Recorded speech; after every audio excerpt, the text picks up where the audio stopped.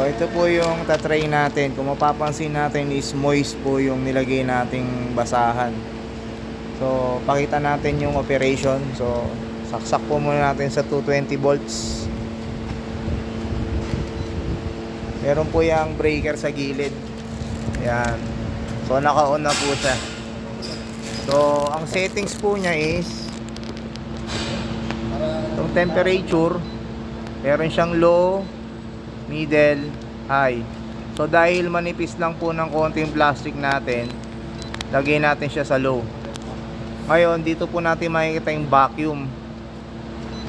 Ayan, naka 20 po siya. Tapos yung sealing time po niya is 1.8 seconds. So yun po yung setup po niya. So try po natin. Ito po yung gauge. Once na inilagay na po natin yung produkto, aangat po muna natin. Yan. Ayan, ganyan po yung ayos niya. So pagbaba po niya, start na po yan. Ayan na po, countdown na po from 20 seconds. Countdown ng 0 bago mag sealing time.